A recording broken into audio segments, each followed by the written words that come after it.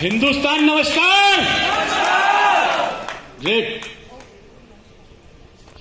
ले गई दिल केंगन जापान की, ले गई दिल केंगन जापान की, पागल मुझे कर दिया, पागल मुझे कर दिया जापान।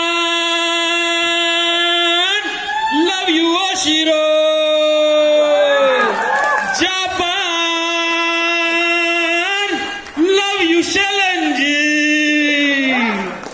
मेरे ब्रदर जिनकी बदौलत मुझे यहां पर बिजनेस मिला है और आज करीब 2 साल हो चुके हैं इस बिजनेस के अंदर, और 2 साल के अंदर हर दिन अपनी जिंदगी को जिया है।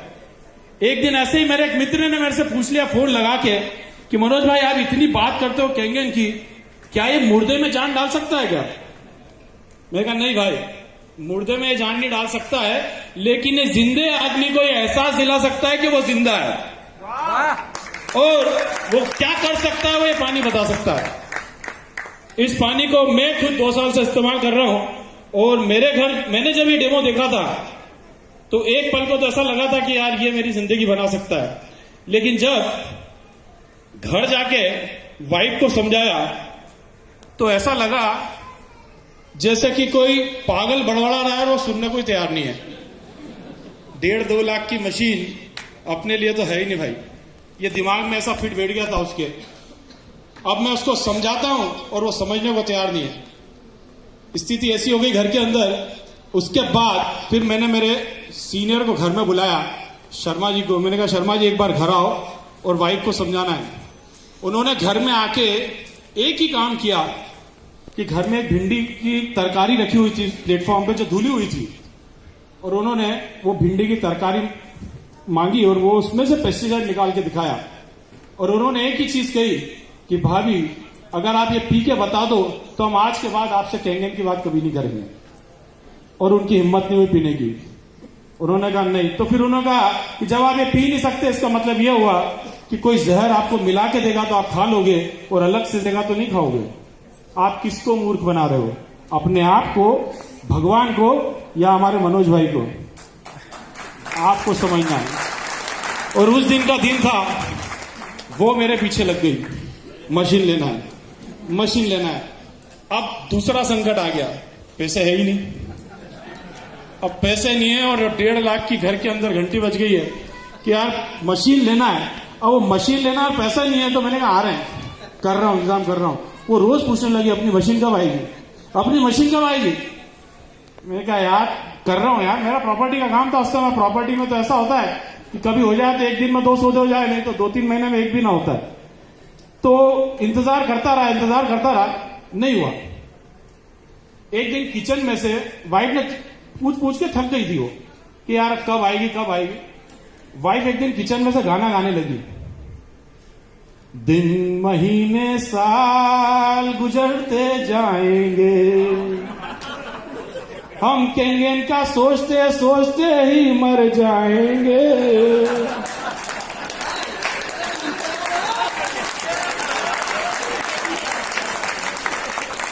मैंने हॉल में से कहा देखेंगे, उसने कहा देख लेना, वो देखेंगे देख लेना।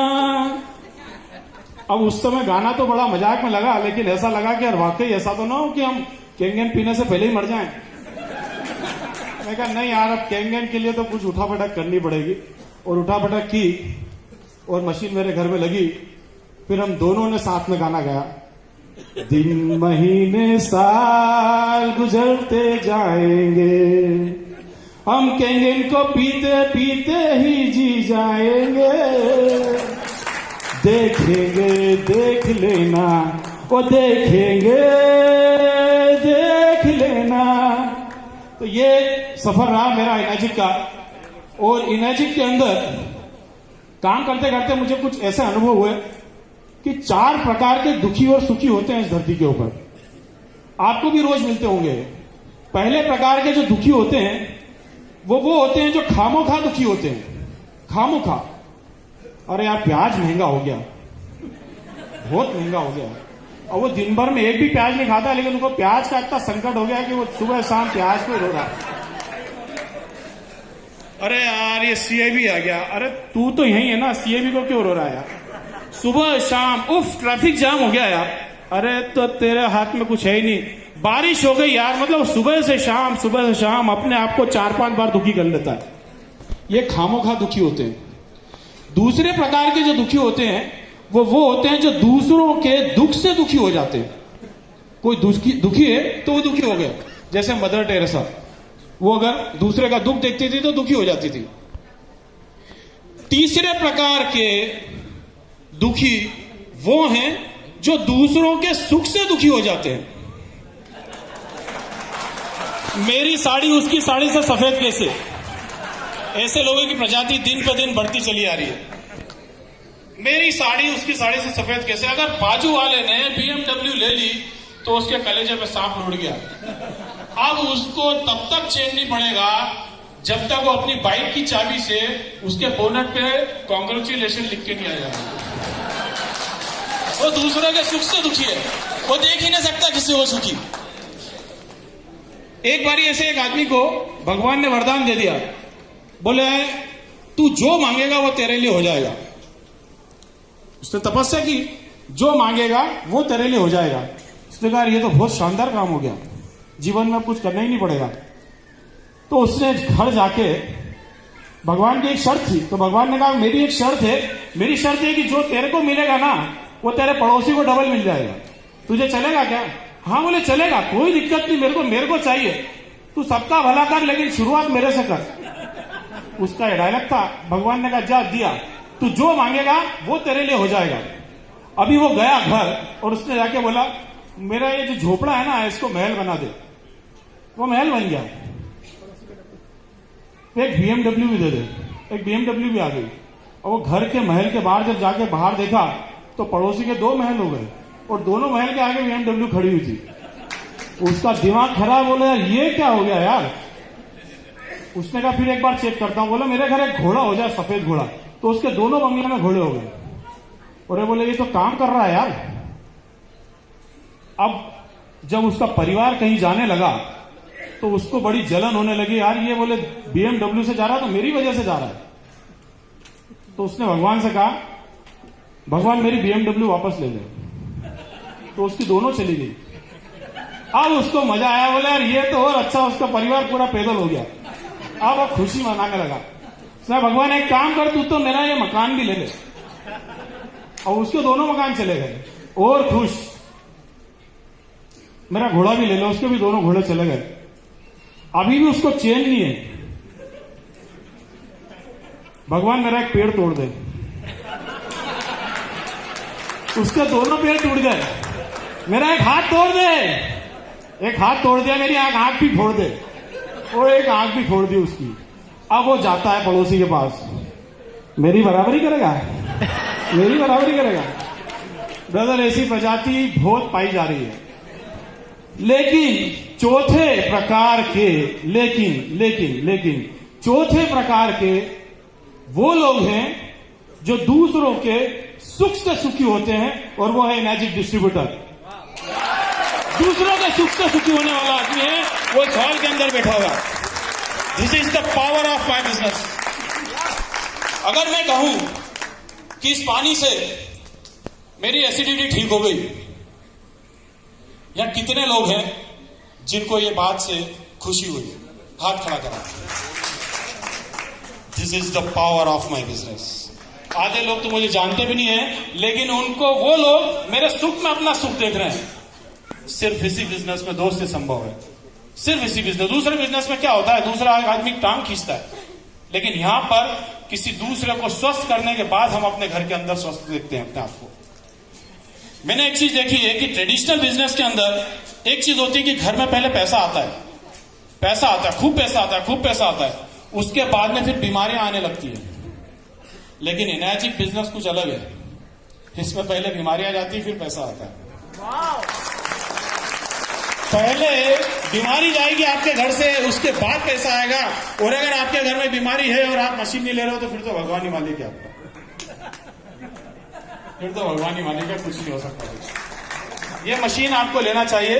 मुझे तो इस मशीन पर अब इतना यकीन हो चुका है दोस्तों कि अब तो भगवान भी आकर मुझसे कहना कि मनोज ये मशीन, ये पानी ठीक नहीं है, तो मैं कहूंगा भगवान आधे घंटे का समय दे दो, एक बार मेरा डेमो देख लो, आप भी कहोगे मशीन में नया लगा दो। आप खुद कहोगे कि यार ये गंगा जी को तो मैंने गोमुख में छोड़ा था, ये मशीन में से कैसे निकल रही है। आप खुद इस बात को मान लोगे। बस एक बार आधा घंटा मेरे को डेमो देने का मौका दे दो, आपको लगेगा कि वाकई दुनिया में कोई बहुत बड़ा चमत्कार हो गया। इस बिजनेस के अंदर लोग एक दूसरे को हेल्प करते हैं और हेल्प करना चाहिए। मैं भी अपनी टीम के साथ में जब सपोर्ट करता हूं तो हम लोगों को अलग अलग तरह के लोग मिलते हैं। ऐसे ही एक मित्र मेरे को मिले, बोले यार मेरा पेट में बहुत दर्द होता है। मैंने कहा यार कैंगेन ले लो यार, सब ठीक हो जाएगा। अब उसके पास में एक रायचंद भी थे, मेरी बात मानी नहीं उन्होंने, रायचंद की बात मानी। उन्होंने कहा यार तुम तेल कौन सा खाते हो? बोले तेल तो हम दम्मानी का खाते हैं। बोले यही तो गलती करते हो, सफोला का खाओ, सफोला वो अच्छा है। उसका तेल बदला दिया। महीने बाद फिर उसने पूछा क्या हाल है? बोले यार अभी भी दर्द है यार, अभी भी कुछ तकलीफ है यार। बोले आटा कौन सा खाते हो? आटा? बोले यार आटा तो हम सिल्वर कोई, यही तो गलती करते हो, पिसवा के लाओ, वो ही सही आटा आपके लिए। अच्छा पिसवा के लाया। थोड़े दिन बाद अरे यार वही तकलीफ है, तकलीफ भी जा रही है। बोले रुक, मेरा एक है ना वास्तु एक्सपर्ट है, मैं उसको लेके आता हूँ, वो वास्तु बहुत अच्छा देखता है, तेरे मकान में कुछ गड़बड़ है। अभी वास्तु वाला आया, आते अरे आपका बेडरूम गलत है, ये इधर सोओगे, ऐसा सिर करोगे तो तकलीफ तो होगी ना, तो पेट दर्द की शिकायत आएगी आपको। इधर से नहीं तो बोले सर आपका फर्नीचर बन गया, तोड़ो, तोड़वा दिया फर्नीचर उसका, इधर का बेड, इधर अलमारी, अलमारी इधर करा दी। महीने बाद फिर वही दर्द। सर मैं उस दिन किचन देखना भूल गया था, किचन देखते हैं, आपका किचन में गड़बड़ है, जहां खाना बनता है ना गड़बड़ सारी वहां पे। किचन में गया, बोले यही तो गड़बड़ है, परेंडा इधर है, किचन इधर है, ये इधर होना चाहिए और ये इधर होना चाहिए। अगले का फिर 50,000 का खर्चा करवा दिया। ब्रदर फिर भी दर्द का वही का वही, परेशान हो गया। उसके बाद उसने अपनी बीवी को देखा, बोले मैंने सब कुछ बदल लिया, तकलीफ तेरी वजह से है, तू जब से घर में आई है ना तब से मेरी तबीयत खराब होती है, मैं पहले बहुत स्वस्थ रहता था, तू जब से घर में आई है तब से मेरी तकलीफ चालू हो गई है। उसने उससे इतना झगड़ा किया, तलाक हो गया, कमला गई, विमला आ गई, तकलीफ वही के वही अभी भी। अब वो भगवान को देखता है, तो भगवान अब क्या बदलू? तो भगवान बोलते हैं बेटा तूने सब कुछ बदल लिया, एक बार अपना पानी तो बदल के देख लेता, एक बार अपना पानी तो बदल लेता।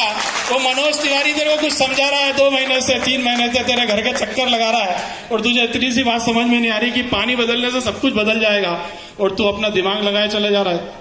थोड़ी सी चीज को समझ कि जो कुछ है वो पानी है, अपने शरीर में 72% पानी है ब्रदर। अगर आप खाने में सेहत ढूंढ रहे हो तो खाने में तो जहर पड़ा हुआ है, आपको खबर ही नहीं है, कई दिनों से आप जहर खा रहे हैं। और आपको समझना यह है कि आपके फादर ने आपको इतना जहर नहीं खिलाया है जितना आप अपने बच्चों को खिला रहे हैं। आने वाली पीढ़ी को खोखला करते चले आ रहे हैं, और आज आपका फोकस जो है वो उनकी एजुकेशन में, आप लाखों रुपया खर्च कर रहे हैं उनकी एजुकेशन में, बड़ी बड़ी सपने उनके लिए देख रहे हैं, 1-1, 2-2 लाख रुपए की कोचिंग करवा रहे हैं आप उनको। किस लिए करा रहे हैं? सिर्फ इसीलिए कि वो एक दिन बड़े आदमी बन जाएं, डॉक्टर, इंजीनियर, कोई सीए बन जाए। अरे मेरे भाई वो सीए बन भी गया ना, वो डॉक्टर बन भी गया ना, आज तो नहीं बन रहा ना, आज से 20 साल बाद बनेगा, और 20 साल बाद वो डॉक्टर तो बन जाएगा लेकिन उसको अपने आप को 10 घंटे डिलीवर करना पड़ेगा, और वो डिलीवर करने के लायक ही नहीं रहेगा क्योंकि आपने उसको पेस्टिसाइड से ही बड़ा किया। वो उस लायक नहीं रहेगा ही नहीं कि वो दूसरों का इलाज करे। और अगर आपको मेरी बात का यकीन ना हो तो आप खुद अपने आप को देख लो कि आप अपने फादर से कमजोर हो आज की स्थिति में, आपके फादर आपसे ज्यादा मजबूत थे। हम डे बाय डे एक वीकर जनरेशन की तरफ आगे बढ़ रहे हैं, ये खुद से समझ लो तो बहुत अच्छी बात है, नहीं तो वक्त तो एक दिन समझा ही देगा, और उस दिन समझ में कुछ आएगा नहीं सर आपको, उस दिन आपको एक्शन लेना पड़ेगा। आज एक्शन लेना बहुत जरूरी है। अगर आज आपने एक्शन नहीं लिया तो आने वाले समय की पीढ़ियां आपको माफ नहीं करेंगी।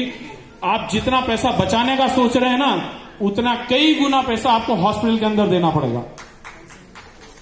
आप अपने आप को, अपने भविष्य को बचा लीजिए।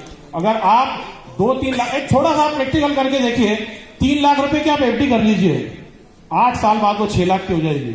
और मेरी गारंटी है 8 साल में आपके घर से वो 6 लाख रुपया किसी एक ही दिन में सरक जाएगा, एक ही दिन में। और आप डॉक्टर के पास में हाथ जोड़ के बोलोगे, डॉक्टर साहब मैं पानी की तरह पैसा बहा दूंगा, मेरे बच्चे को बचा लो। अरे मेरे भाई, अगर पानी में पैसा बहाया होता ना, तो पानी की तरह पैसा बहाने की जरूरत नहीं पड़ती।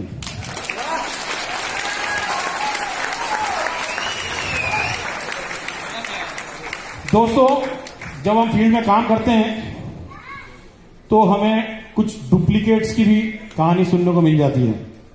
डुप्लीकेट्स से आप बचिए। डुप्लीकेट अगर आपने ले लिया ना, तो जीवन भर आप अपने आप को माफ नहीं कर पाओगे, और मेरी गारंटी शायद आप दोबारा कैंगन में नहीं ले पाओगे। इसलिए बहुत सतर्क रहना। आपको समझना है एबी रोड और एब्रॉड की स्पेलिंग एक ही होती है, लेकिन अंतर जमीन आसमान का अंतर होता है। एबी रोड यहां से 100 मीटर की दूरी पे है, लेकिन एब्रॉड, कैंगन एब्रॉड है और एबी रोड डुप्लीकेट्स हैं। आप उनसे बचिए। अगर आपने डुप्लीकेट ले लिया तो जीवन भर आप अपने और अपने आने वाली पीढ़ी को माफ नहीं कर पाओगे, क्योंकि डुप्लीकेट होता है। लखन और लखानी में फर्क होता है बदल, थोड़ा सा समझ के देखेगा। ओरिजिनल ही होता है। मैं आपको एक ही चीज कहना चाहूंगा यहां पर,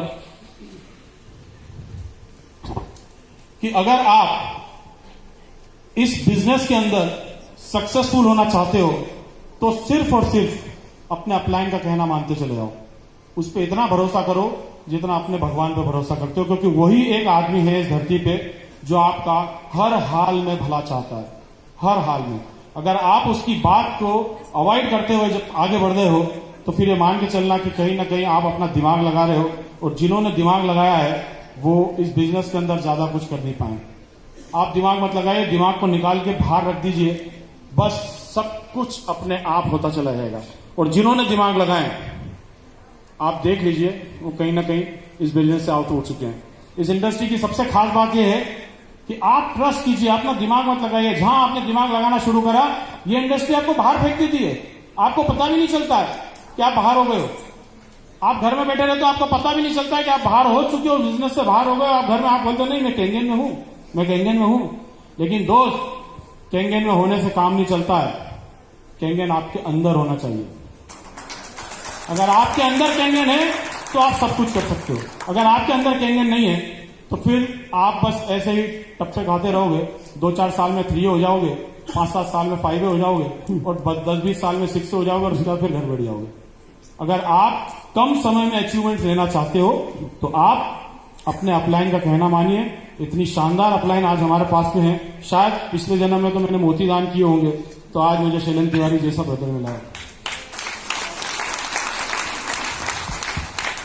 आज मेरे मदर फादर भी यहाँ पे आए हुए हैं, और मैंने जो एनर्जिक से सपना देखा है वो ये देखा है कि अगले 5 साल में मैं एक बहुत बड़ा भव्य वृद्धाश्रम बनाने जा रहा हूं, और वो अपने पैसों से बनाऊंगा, और उसमें अपने मदर फादर के साथ रहूंगा। मेरे मदर फादर आए हुए हैं, एक बार जोरदार तालियां उनके लिए हो जाए, खड़े हो जाए बड़ा सा। मम्मी पापा अगर आप स्टेज पे आ सकते हैं तो आ जाएं एक बार। और उस वृद्धाश्रम का मैं नाम रखूंगा डॉक्टर बीके तिवारी वृद्धाश्रम। वो वृद्धाश्रम होगा तकरीबन 20 एकड़ जमीन पर, और 5 स्टार होगा।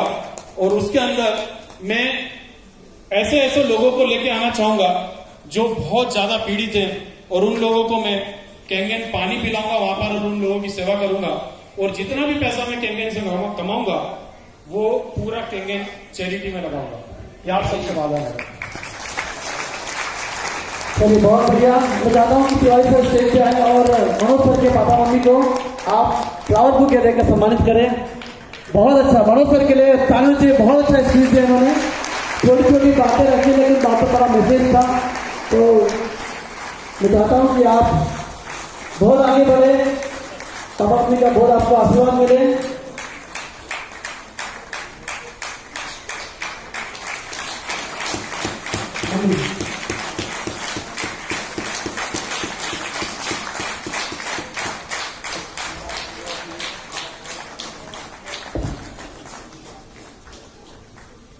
Thank you, thank you. Wish you all the best. एक सक्सेसफुल बिजनेस की सक्सेस शुरुआत के लिए आप सभी का इंदौर में एक बार फिर से स्वागत है और आप इस बिजनेस में 6 से 2, 3 तक जाएं, ये मेरी शुभकामना है और आप 100% जाएंगे सर, ये मेरा वादा है आपसे।